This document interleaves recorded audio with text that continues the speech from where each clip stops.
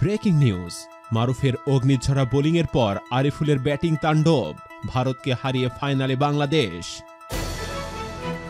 Trophy উন্মোচনের সময়ে শান্তর হুমকি, নিউজিল্যান্ডকে হারিয়ে জিততে চায় সিরিজ। বিপিএলে আসছে ব্রহ্মপুত্র এক্সপ্রেস, আক্ষেপ খুঁজবে ময়মনসিংহবাসীর। এবং ম্যাচ ফিট হতে তাসকিনের লড়াই শুরু, ফিরবেন বিপিএল দিয়েই। দেখছিলেন সংবাদ শিরোনাম, শুরু করছে এবার বিস্তারিত সংবাদ। যে কোনো জার্সির জন্য ভিজিট করুন আবাবিল গ্যালারি ফেসবুক পেজ। জার্সি মানেই আবাবিল গ্যালারি। দুবাইয়ে চলতি যুব এশিয়া কাপে ভারতকে উড়িয়ে দিয়ে ফাইনালে বাংলাদেশ। মারুফের 4 উইকেটের পর আরিফুলের 94 রানের দুর্দান্ত ইনিংসের ওপর ভর করে সহজ জয় পায় জুনিয়র টাইগাররা। শুক্রবার বিগ সেমিতে চিরপ্রতিদ্বন্দ্বী ভারতের বিপক্ষে টসে জিতে ফিল্ডিং নেয় টাইগার অধিনায়ক রাব্বি। তার ডিসিশনকে সঠিক প্রমাণ করতে একজন মারুফি যথেষ্ট ছিলেন।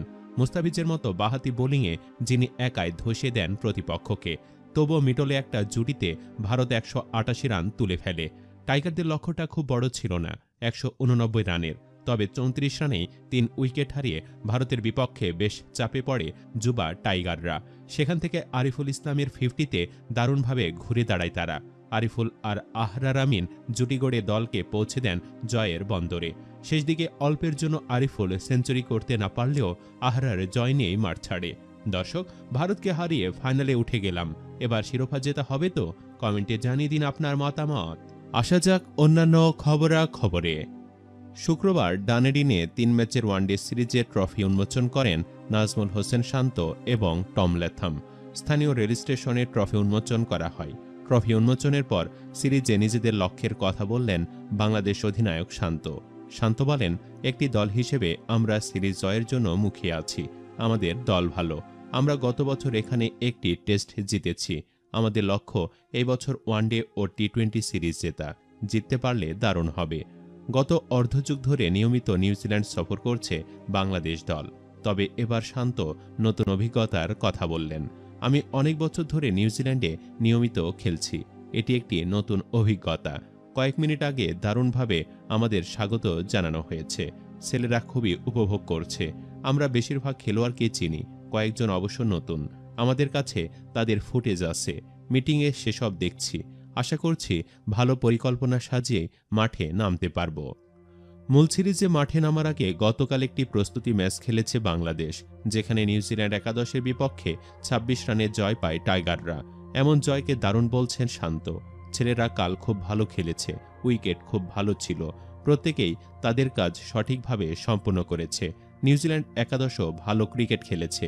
সামগ্রিকভাবে এটি একটি দুর্দান্ত প্রস্তুতি ম্যাচ ছিল। এই সিরিজ নিয়ে ছেলেরা আত্মবিশ্বাসী। আগামী 17 ডিসেম্বর থেকে শুরু হবে 3 ম্যাচের ওয়ানডে সিরিজ। 20 ও 23 ডিসেম্বর হবে সিরিজের বাকি 2টি ম্যাচ।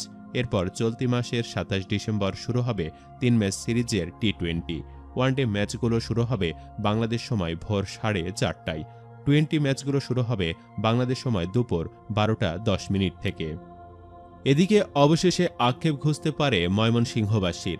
বাংলাদেশের ঘরোয়া ক্রিকেটের সবচেয়ে বড় আসর বিপিএল। বছর বছর ধরেই পরিবর্তন হচ্ছে ফ্র্যাঞ্চাইজদের। দলের সংখ্যাতে প্রায়ই আসে পরিবর্তন। আসছে বছর এই লিগে থাকবে 7 দল। ঢাকা, চট্টগ্রাম, কুমিল্লা, সিলেট, বরিশাল, খুলনা এবং রংপুর থেকে আসবে এসব দল। আবার একসময় বিপিএলে রাজশাহী ফ্র্যাঞ্চাইজ থাকলেও তাদের অস্তিত্ব নেই কয়েক আসর ধরেই। এরই মাঝে বিপিএলে আরও এক নতুন দলের গুঞ্জন শুরু হয়েছে। তবে হারিয়ে যাওয়া কোনো দল নয়। ময়মনসিংহবাসীর স্বপ্ন পূরণ হতে চলেছে অবশেষে। বাংলাদেশ প্রিমিয়ার লিগে প্রথমবারের মতো আসছে ময়মনসিংহ। নতুন ফ্র্যাঞ্চাইজি হিসেবে 4 ছক্কার এই আসরে নাম লিখাতে যাচ্ছে মাহমুদুল্লাহ রিয়াদ, মোসাদ্দেক হোসেনদের জন্মভূমি। যেহেতু এবারের আসরে সূচিও চূড়ান্ত হয়ে গেছে, ফলে এই বছর নয়, 2025 সালের বিপিএলে অন্তর্ভুক্তি হতে যাচ্ছে ময়মনসিংহের। এমনই ঘোষণা দিয়েছেন ময়মনসিংহ আওয়ামী লীগের সাধারণ সম্পাদক মহিতুর রহমান শান্ত এবার ময়মনসিংহ 4 আসন থেকে জাতীয় নির্বাচনে অংশ নিচ্ছেন। ক্ষমতাসীন দল আওয়ামী লীগের মনোনয়ন পেয়েছেন তিনি। নির্বাচনের আগে বড়সড় এই উপহার ঘোষণা করলেন ময়মনসিংহবাসীর জন্যে, যদিও তার জন্য অপেক্ষা করতে হবে আরও 1 বছর। এ প্রসঙ্গে তিনি লিখেন, ময়মনসিংহের সকল ক্রিকেট প্লেয়াররা গত বেশ কিছুদিন যাবৎ বিপিএলে ময়মনসিংহের টিমের জন্য আবদার করছিলেন। শুধুমাত্র উচ্চবিত্তদের কাছ থেকে অর্থনৈতিক সহযোগিতা না পাওয়াই গড়তে পারেনি। এবার অনেক বড় শিল্পপতি ভাই প্রতিশ্রুতি দিয়েছেন আমাদের টিমে ইনভেস্ট করবেন। এরপরেই দলের নাম ঘোষণা করেন মহিতুর রহমান শান্ত।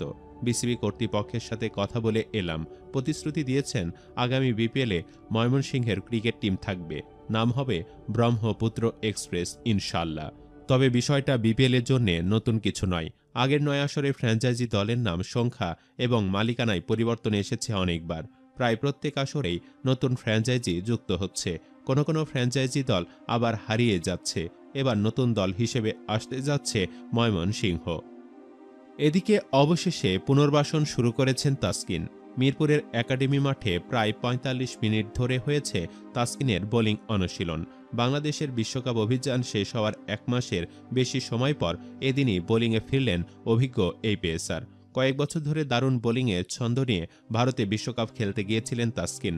পেস বোলিং বিভাগের নেতা হিসেবে তার ওপর দলের প্রত্যাশাও ছিল বেশি, কিন্তু বড় মঞ্চে হতাশ করেন ২৮ বছর বয়সী পেসার। 7 ম্যাচে তিনি নিয়েছেন 5 উইকেট, ওভার প্রতি খরচ করেছেন ৫.৫-এর বেশি রান। গড়ে এক একটি উইকেটের জন্য বল করেছেন ৬৬টি, রান দিয়েছেন ৬০-এর বেশি। তার বোলিংয়ের গতিও দেখা গেছে গড়পড়তার চেয়ে কম। টুর্নামেন্টের মাঝপথে সংবাদ মাধ্যমে তাসকিন নিজেই বলেছিলেন কাঁধের চোটের সঙ্গে লড়াই করে খেলে চলেছেন তিনি। বিশ্বকাপের পর এই পুরনো চোটের অবস্থা বুঝে পরবর্তী ব্যবস্থা নেবে বিসিবি। বিশ্বকাপ শেষে দেশে ফেরার পর তাকে 4 সপ্তাহের পূর্ণাঙ্গ বিশ্রামে পাঠায় বিসিবি চিকিৎসা বিভাগ। এর মধ্যে ব্যথার অবস্থা উন্নতির দিকে থাকায় মঙ্গলবার থেকে শুরু হয় তার পুনর্বাসন প্রক্রিয়া।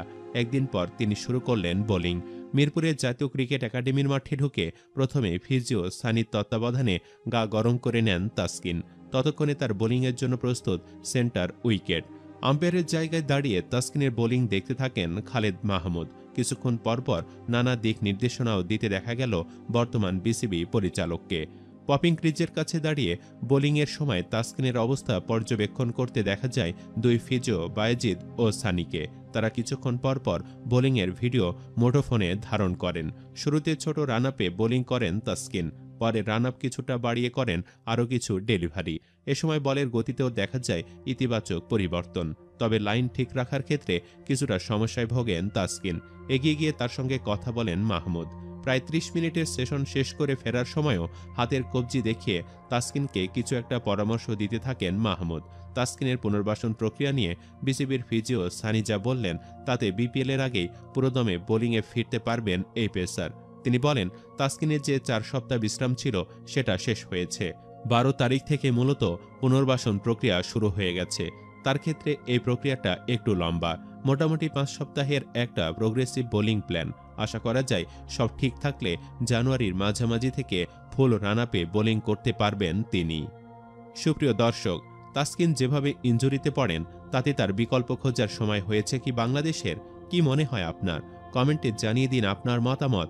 আর ভিডিওটি ভালো লাগলে অবশ্যই একটি লাইক দিন ও যত বেশি সম্ভব শেয়ার করুন। পরবর্তীতে আরও এমন ভিডিও পেতে চ্যানেলটি সাবস্ক্রাইব করে রাখুন। ধন্যবাদ।